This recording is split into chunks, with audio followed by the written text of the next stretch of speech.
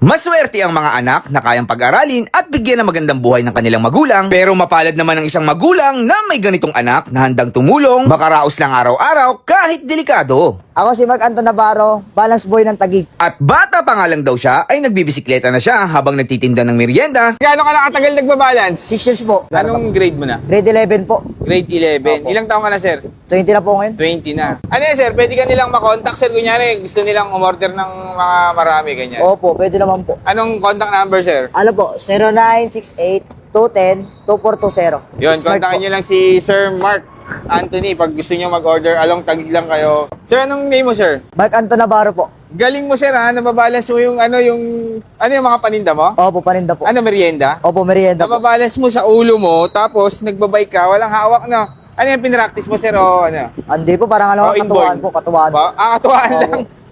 Pero dati mo nang ginagawa yan, matagal na. Opo. Ilang years ka na nagtitinda? Ano po, nung nagbabalance po nito, 2019 pala po yung simula nito, nagbabalance. Pero ano na, mga tinda mo na rin. Opo, matinda rin po. Ngayon, 2025 na, 6 years na. Opo, 6 years na po. Ano mga tinda mo, sir? Ano po, Biko, tsaka ano po, Canton. Biko tsaka Canton. Ano ka nag-aaral pa, sir? Opo, nag-aaral Anong grade mo na? Grade 11 po. Grade 11. Opo. Ilang taong ka na, sir? 20 na po ngayon. 20 na. Sige nga, sir, pati nga ng Biko mo. Magkano yan, sir, yung Biko? 30 lang po.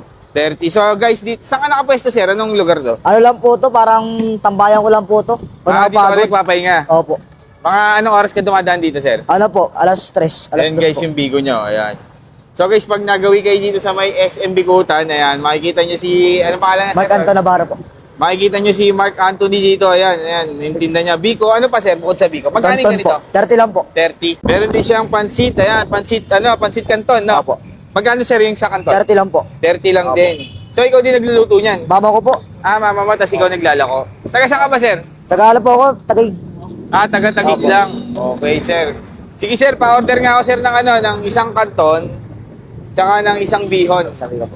Ano yan, sir? Pwede ka nilang makontak, sir. Kunyari, gusto nilang umorder ng mga marami, ganyan. Opo, pwede naman po. Anong contact number, sir? Ano po, 0968-210-2420. Yun, Smart kontakin po. nyo lang si Sir Mark Anthony pag gusto nyo mag-order. Along Taguig lang kayo. Ano mga madalas na customer nyo dito? Mga empleyado? Hindi po, ano lang po, parang dumadaan-daan lang din po. Ah, dumadaan-daan ka lang. Opo. Mahirap ka din talaga hanapin, no? Opo. Sige, sir, tikman ko na to, sir. Salamat, ha. At syempre, guys, kasama pa rin natin yung ating Grain Smart Rice Coffee. So, syempre, everyday tayo nagtitake ng mga matatamis na mga kinakain. So, itong Grain Smart Rice Coffee, guys, napakaganda nito kasi stevia yung ginagamit niyang sugar. So, malilesen na yung mga tinitake mo na mga sugar, makakainom ka pa ng kape. Try nyo na to, guys. Ayun, alas 2, natambay siya dito pag break time yun.